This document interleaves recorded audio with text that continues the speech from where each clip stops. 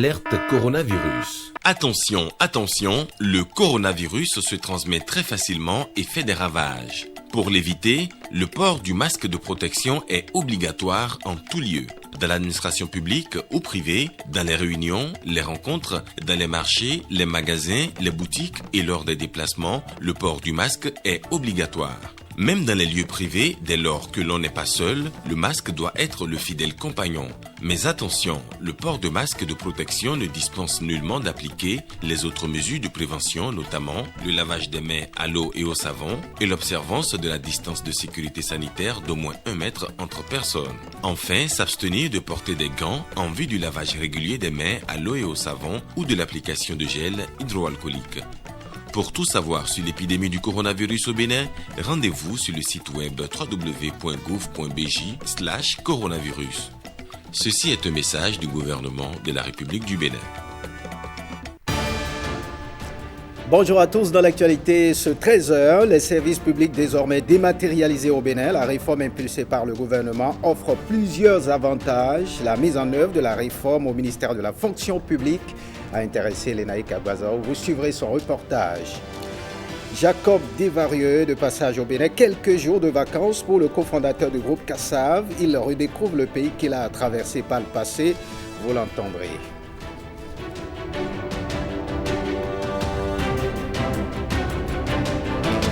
Et puis, dans l'actualité internationale, en Centrafrique, les résultats de la présidentielle ont été proclamés. Faustin Archange Touadéra est réélu à suivre la compilation des informations hors du Bénin.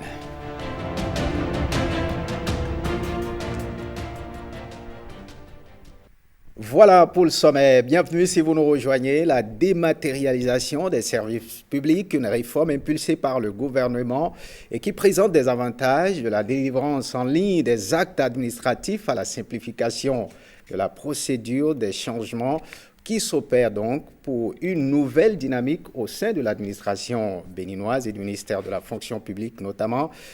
Lénaïque Agbazao nous fait le point. Regardez. Une transformation digitale de l'administration publique s'opère depuis l'avènement du nouveau départ.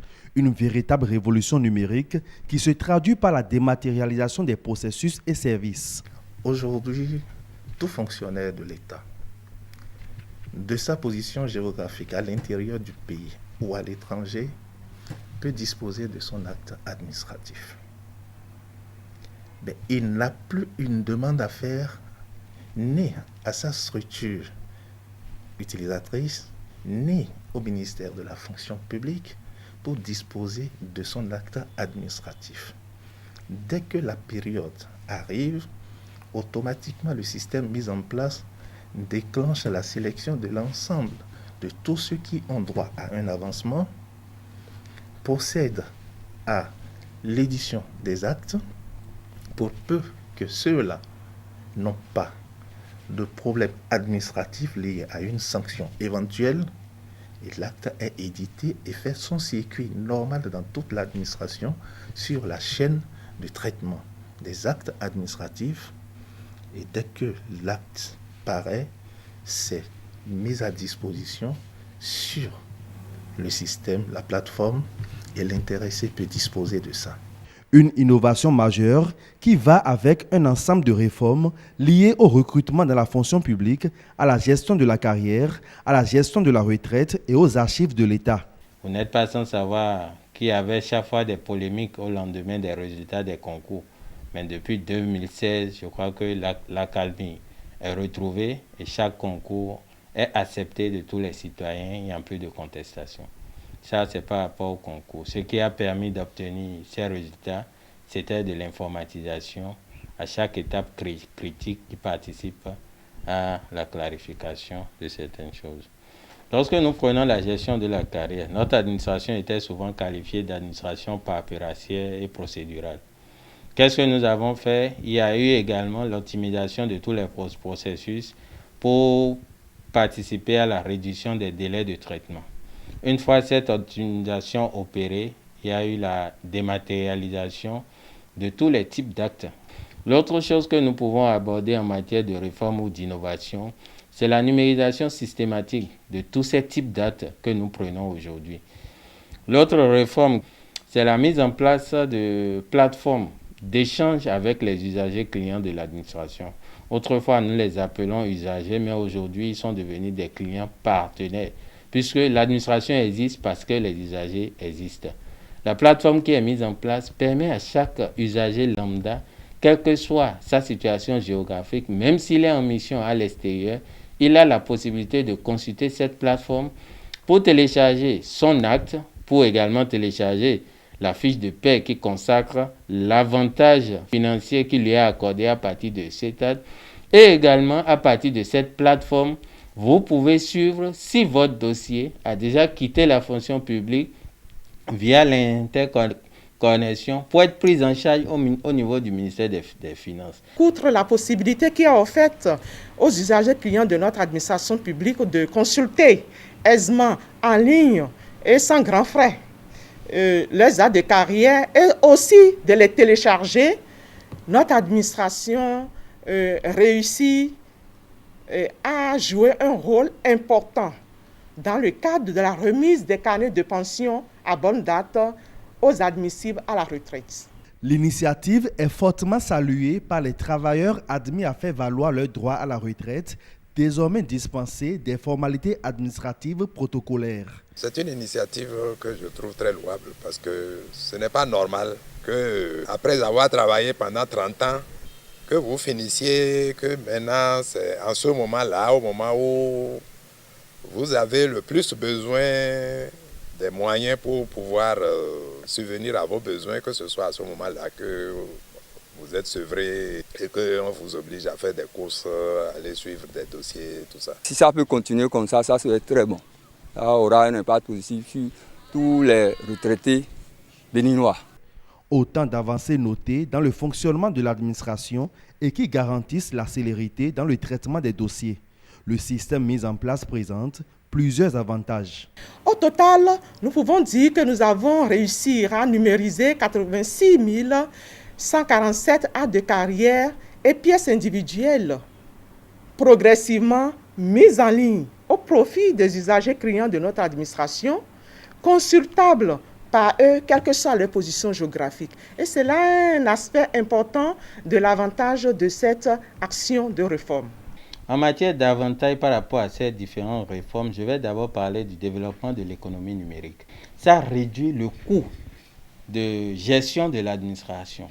Lorsque nous prenons les processus qui sont optimisés, lorsque nous prenons le temps que nous passons à rendre un service, vous allez constater qu'il y a une nouvelle performance, que la performance a augmenté en réalité au sein de l'administration.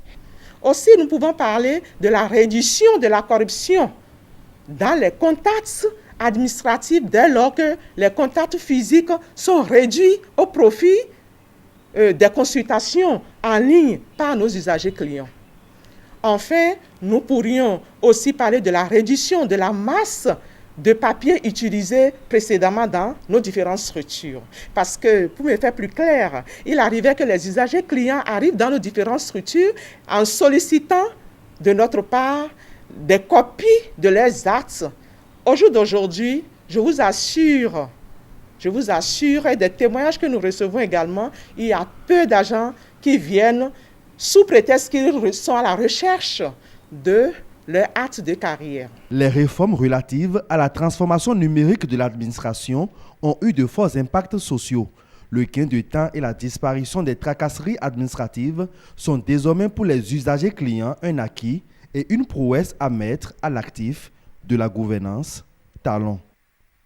Et on marque un arrêt dans le septentrion, précisément à Bokombe, pour la conquête des richesses touristiques et agricoles du nord-ouest Bénin. C'était hier un véritable parcours d'obstacles. Les pays des Tata, depuis Nati Tengou jusqu'à Korontier, via Bokombe, vous sont désormais ouverts grâce à une nouvelle route. Elle est réputée la plus belle et la plus solide aujourd'hui construite au Bénin. Conquête des trésors du Nord-Ouest par la Nationale 7. C'est un carnet de route signé Osia Sonovo et Alexis Segbemon.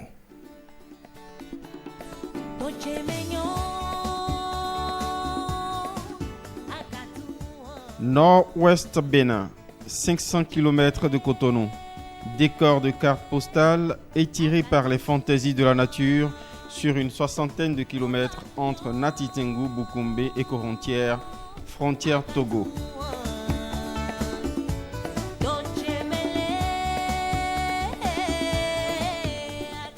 Sur les terres nourricières de ces paysages, aux mille promesses de safari et d'escapades, se dressent ces châteaux forts traditionnels, les Tata.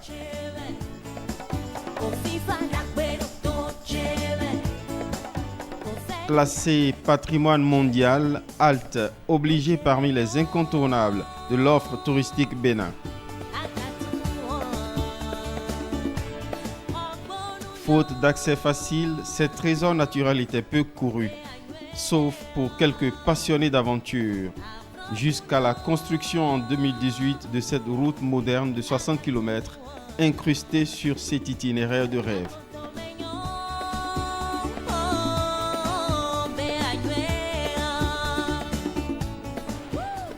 Qu'a donc changé cette large bande bitumeuse dans la vie des populations du nord-ouest Bénin? Témoignages d'habitants rencontrés le long de cette route Natitengu, Bukumbe, Korontière. Sortie de Natitengu, kilomètre 0. Ici commence cette route construite par Sogia Satom Vinci. Au bout de 32 km, nous cédons à l'appel des Tata de Koussoukwengu. À 2 minutes de la nouvelle route, Mathias, guide touristique, nous accueille dans son Tata Hôtel.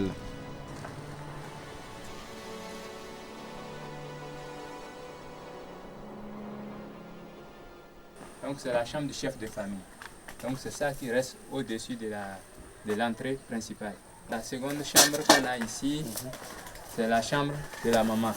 Oui, on peut rester à 6. Hein? À 6 même? Oui, oui, on peut rester à 6. Mathias s'en réjouit. L'avenir de son activité a partie liée avec la route.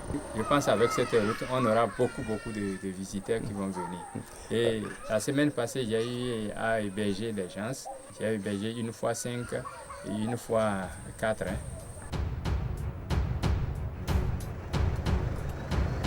Nous laissons Mathias pour rejoindre un jeune responsable associatif au bord de l'ouvrage. La route, c'était un combat de son association, en vain rêvé, enfin réalisé.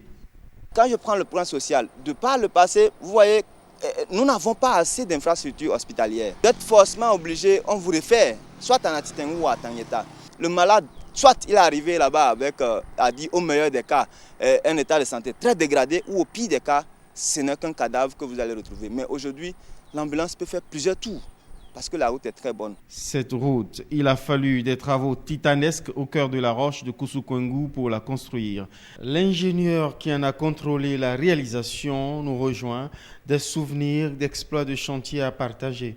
Le terrassement ici, c'est-à-dire le déblai, le remblai, le déblai rocheux, terrassement tout confondu, remblai, déblai, c'est allé jusqu'à près de 2 millions de mètres cubes. 7 mètres de hauteur ici de remblai. Vous imaginez ce que c'est? Falaise de Bukumbe que nous voyons là. Et puis en dessous, là-bas, nous voyons la voie. Parce qu'il y a une forte dépression, nous allons rentrer dans les déblais rocheux de Koussoukwengu, où nous sommes allés en profondeur. On est rentré dans la roche. La roche était à une côte comme ça, plus élevée. On est rentré dans la roche jusqu'à 20 mètres de profondeur. Et ça se voit quand nous serons là-bas, vous allez voir le talus et comment la route est rentrée dans la roche.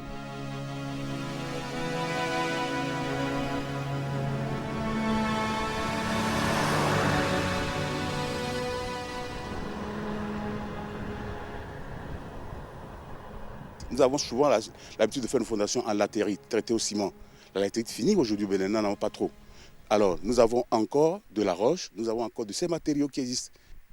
Et ma foi, je vous garantis que c'est du solide. Ça ne bougera pas. Des hauteurs de Koussoukwengu, nous descendons pour arpenter la nouvelle route au milieu du vertigineux relief qui mène à Bukumbe. À l'entrée de la commune, la route prend une autre allure.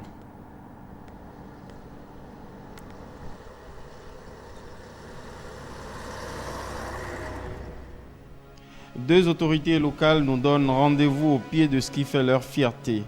Ce pont flambant neuf qui prolonge la route vers Korontière. Le cours d'eau qui fait frontière avec Boukoumbe défiait les mouvements humains. Je peux vous dire de manière personnelle qu'en août 2008, je revenais d'une mission à Materi. Malheureusement pour moi, il y avait eu une pluie et la rivière à 17h déjà était à près de 4 mètres sur le dallo de l'ancien pont. Et je suis resté, je peux vous assurer, à attendre de 17h jusqu'à 4h du matin. Depuis que les travaux sont livrés par Sogea Satom, c'est un véritable soulagement. Ce pont et cette route sont accueillis ici comme un vital sauf-conduit au Milatou entre contrées voisines. Il y a une augmentation en termes de recettes locales. Le pont en a participé, puisque les femmes ont accès au marché de Corintière. Elles ont accès à un des grands marchés de la commune de Boukoumé, qui est le marché de Dukoumini. Donc, à partir de leur présence, nous collectons déjà des tasses. Quand vous regardez le paysage, vous voyez combien de fois c'est bon, c'est joli. En disant merci, un grand merci au chef de l'État avec son équipe, nous lui demandons aussi de nous aider à développer le système touristique. L'éclairage, on en a besoin. Une voie touristique comme celle-là, une voie particulière, une voie pratiquement historique comme celle-là a besoin de l'éclairage tout autour. Ici finissent les 40 km de la route Natitengu-Boukoumbe-Corontière.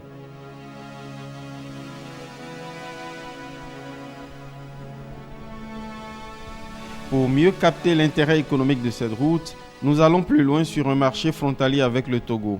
Le reste du parcours est chaotique à souhait.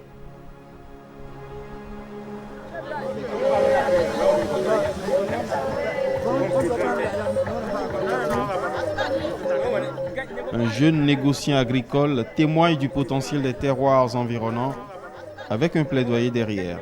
C'est un marché qui nous fournit en grande quantité des camions qui trouvent beaucoup de choses ici, choses qui nous rendent difficiles. Dans ce marché, c'est cette voie. Si tu allais avoir comme bénéfice de 20 000, ça te revient à 5 000. Pourquoi? Ça te revient à 2 000. Parce que tu dois payer encore des petites voitures pour qu'ils te déplacent encore. Parce que ce grand camion ne peut pas venir directement ici. De Sia Corintière, au plus c'est 9 km. Et ce que j'aimerais demander, Monsieur le Président Talon, si en fait je pourrais trouver au moins la voie, passer lisiblement, ça c'était une merveilleuse chose dans ma vie. Tentation pour touristes passionnés de nature, terre pourvoyeuse de vivriers typiques dont le fonio réputé sans gluten, riche de ces arbres mythiques tels le baobab aux 1000 vertus, le nord-ouest Bénin s'ouvre mieux avec ses 60 km bitumeux, mais le serait encore plus avec les bretelles des fameux derniers kilomètres.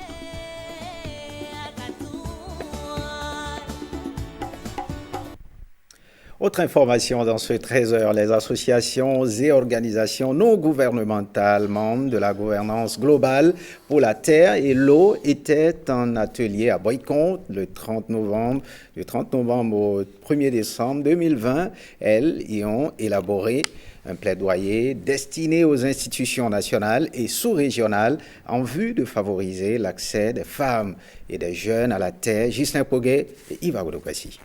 Le centre est ouvert. Le Centre de promotion de la micro-entreprise, CPME, du réseau national des caisses villageoises d'épargne et de crédit autogéré du Bénin, RENACA. Un cadre pour le financement de projets ayant pour mission d'accélérer le processus d'octroi de crédit. Le centre se veut être un instrument unique, non seulement pour le financement des chaînes de valeur ananas, mais aussi d'autres filières agricoles dans un contexte où les politiques et stratégies nationales sont plutôt favorable à l'émergence et au développement de la micro-entreprise. Le centre de promotion de la micro-entreprise du RENACA, un centre d'opportunités mis à la disposition des entrepreneurs avec l'appui de Defia Enabel, agence belge de coopération internationale. Ce centre est le fruit du partenariat entre l'agence belge de développement Enabel, à travers le programme de développement de l'entrepreneuriat dans la filière ananas, DEFIA, développement international des jardins, DID, et le RENACA. En dotant le RENACA de cet instrument spécifique pour le financement des PME, Enabel et DID ont jeté les bases de la professionnalisation du réseau dans le financement des entreprises agricoles et commerciales. Le centre de promotion de la micro-entreprise du RENACA est le résultat des efforts et de la synergie entre plusieurs partenaires. L'événement qui nous réunit est la matérialisation concrète de la noble ambition de Enabel de promouvoir la filière ananas au Bénin, entre autres, de professionnaliser son financement, ce qui est une ambition en parfaite cohérence avec celle de la coopération canadienne qui vise à professionnaliser le secteur de la microfinance du Bénin à travers son projet ADAPAMI. Le RENACA, institution nominée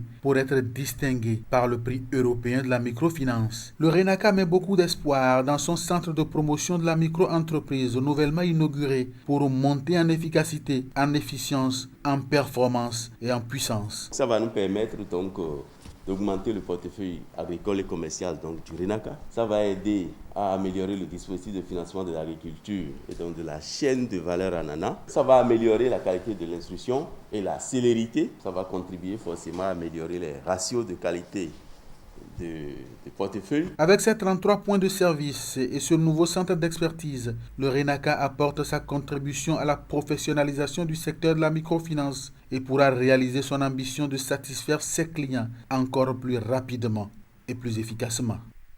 Voyons à présent la phase finale de ce jeu concours Noël des enfants édition 2020. C'est une initiative de la radio communautaire Kandy FM. Il est organisé à l'intention des écoliers de Kandy et a eu lieu sur l'esplanade de la maison de la radio Blaise Adampo et Julie Kaelayena. Le concours Noël des enfants vise deux objectifs. Ce concours est initié pour susciter et promouvoir l'envie du travail bien fait dans le rang de nos petits-enfants, de nos petits frères, de nos petits bouts de chou, j'appelle les écoliers de la commune de Kandy. L'événement qui nous réunit aujourd'hui, au-delà de son caractère festif, est un cadre qui va leur permettre d'améliorer leur niveau intellectuel au plan scolaire. C'est un événement inédit. Un événement inédit dans la mesure où cet événement cultive l'excellence. Sur la liste, 10 candidats représentant les 10 arrondissements de la commune de Kandy. Ils viennent de 10 écoles différentes. Pour la première question, citez 4 pays frontaliers au Bénin. 3 seulement donnent la bonne réponse. Au moment de la seconde question, l'émotion prend le dessus sur la candidate numéro 2. Akholoupé Mélanie coule des larmes. Les questions 5 et 7 permettent aux candidats de se donner un nouveau souffle. Au thème du décompte final, c'est le candidat numéro 9 qui s'offre la première place avec 8 bonnes réponses sur 10 questions. Nous avons comme premier le numéro 9 qui répond au nom de Biao Oloni G. Miracle. Un 8 sur 10 donc pour Biaou Oloni Miracle. Il remporte le vélo tout-terrain. Je remercie mon directeur Abouta Christophe de m'avoir envoyé ici. Je suis content d'avoir trouvé ce vélo. Merci. Il faut parfois un sursaut d'orgueil. Il faut parfois les mettre en compétition pour faire naître l'envie du travail bien fait dans le rang de leurs camarades qui sont à la maison. Les autres candidats sont aussi repartis avec des lots. Le concours Noël des enfants, c'est aussi la promotion de jeunes artistes à travers des prestations. Et ce visage que vous souhaitez revoir pour ces vacances, il a posé ses valises au Bénin quelques jours pour aller à la découverte d'un pays qu'il a traversé par le passé uniquement en concert. Et sur place, il rencontre un ami, Jacob Desvarieux, au cabinet du ministre de l'Énergie. Un retour aux sources qui ne saurait passer inaperçu. Le reportage de Senade Ayaka. Regardez. Une rencontre décontractée, décomplexée et pleine de chaleur. Non, est-ce que je suis dans le monde réel? Oui, il faut faire ça. Un flashback sur les souvenirs. Ma vie d'étudiant dans les années 80 à Paris, je ne peux pas danser sans Camerounais, c'est pas possible. Sa présence au Bénin ne peut rester incognito, du moins pas maintenant. Du temps du président Patrice Talon, on parle de Bénin révélé, où le Bénin est en chantier, où le Bénin fait tout pour que les attributs dont nous disposons puissent être montrés au monde. Nous ne pouvons pas passer à côté d'une opportunité comme celle-ci, à la présence donc du grand Jacob Desvarieux. Cofondateur à la fin des années 1970 du légendaire groupe Kassav, Jacob Desvarieux profite de ses vacances. On n'oublie pas ses racines. Malgré les apparences, il reste attaché au Bénin. Les concerts, ça veut dire qu'on voit l'aéroport, l'hôtel, le stade et retour. Et après, on nous demande, alors vous connaissez le Bénin? Oui, j'y suis allé. Vous avez vu quoi? Voilà. Là, pour une fois, pendant les quelques jours où je suis resté là, j'ai vu Gambier. Alors, je connaissais les images parce que j'étais à l'école au Sénégal quand j'étais plus petit. Et il y avait les images des villes lacustres, il y avait des choses comme ça. J'ai entendu parler de Béhanzin donc à la même école. Là, cette fois-ci, j'ai pu aller jusqu'à voir ce qui s'était passé, enfin, les nombreux rois qu'il y a eu. J'ai pu aller à Porto Novo. Alors, je regrette, je n'ai pas eu le temps d'aller à Ouida, mais je vais revenir. En l'absence de sa célèbre guitare, le ministre de l'Énergie lui fait découvrir la guitare acoustique et la clarinette du duo Landry Plus.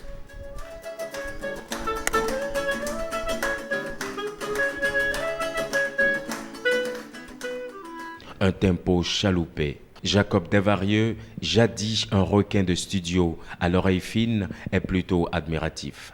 C'est toujours flatteur de voir des gens plus jeunes reprendre les choses que vous avez fait. Bon, ça peut vous donner la grosse tête ou flatter votre orgueil, mais quelque part, c'est pour ça qu'on se bat, quoi. On essaie de faire des choses, de les faire le mieux possible. Évidemment, ils vont le faire à leur sauce, ce qui est normal.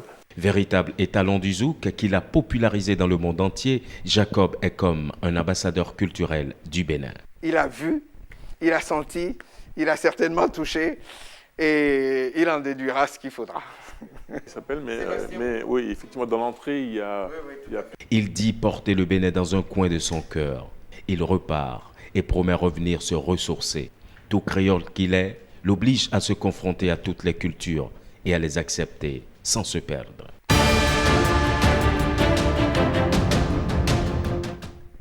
Les informations hors du Bénin en Centrafrique, le président de l'Autorité nationale des élections a proclamé les résultats de la présidentielle. Faustin Archange Touadéra est réélu au Zimbabwe. Le gouvernement a redonné un nouveau confinement en raison de la nouvelle vague de contamination. À la compilation de l'actualité internationale avec Axel Dancy. Regardez. Le président centrafricain Faustin Archange Touadéra a été déclaré élu sans surprise lundi à la présidentielle du 27 décembre 2020, mais dans un scrutin où plusieurs électeurs n'ont pu voter à cause de la menace de l'opposition. Le président sortant a remporté 53,92% des suffrages exprimés, selon le président de l'Autorité nationale des élections. Il a emporté face à une opposition dispersée. Les rues de Bangui, la capitale, sont restées calmes après l'annonce de la victoire, mais une centaine de personnes se sont rassemblées devant le siège du mouvement Cœur Uni, parti du président Archange Touadéra, pour exprimer leur joie. Nous sommes très contents de ce résultat. Bon, ici, présentement, c'est la piscose. C'est la piscose qui règne. Je suis professeur. Je viens du lycée maintenant. Les élèves ne sont pas venus au cours. On n'a pas compris. C'est compte tenu des rumeurs un peu partout. Ça fait que vraiment il y a la piscose généralisée sur ce point. Je suis satisfait du résultat des élections parce que je peux dire que le professeur Faustin Archange Touadéra, c'est un candidat que le peuple apprécie bien. Et vu qu'il est le président sortant, avec les différents efforts qu'il a aménagés dans ce pays, on a vu que vraiment c'est quelqu'un que le peuple apprécie. Les résultats des législatives qui ont eu lieu le même jour que la présidentielle n'ont pas été proclamés jusque-là. Le gouvernement du Zimbabwe a ordonné samedi dernier un nouveau confinement sur l'ensemble du territoire en raison de la recrudescence des cas de contamination au coronavirus. Ce confinement entre immédiatement en vigueur dans ce pays en pleine crise économique. Les rassemblements à l'occasion des mariages dans les églises, les restaurants, les bars, les salles de sport sont entre autres mesures restrictives liées à ce confinement. Seuls les services essentiels comme les hôpitaux, les pharmacies et les supermarchés pourront rester ouverts. À ce jour, 14 084 cas de Covid-19, dont 369 décès, ont été officiellement enregistrés. En Belgique, l'Union européenne va redoubler d'efforts pour préserver l'accord nucléaire conclu avec Téhéran en 2015, tout en jugeant regrettable la décision de lancer le processus de production d'uranium enrichi à 20%. A déclaré le porte-parole du chef de la diplomatie européenne. Nous soulignons qu'en dépit de cette mesure regrettable prise par l'Iran, des éléments importants du JCPOA, en particulier les mesures strictes de vérification et de transparence, restent en place. C'est très important. En France, démarrage de la vaccination des personnes du 3e âge. La liste de la deuxième vague des citoyens français à vacciner est ouverte pour ceux qui le souhaitent. Le gouvernement a promis ce mardi d'amplifier, d'accélérer et de simplifier sa stratégie vaccinale contre la Covid-19. Le rythme de croisière de la vaccination en France va rejoindre celui de ses pays proches dans les prochains jours, a assuré le ministre de la Santé, Olivier Véran.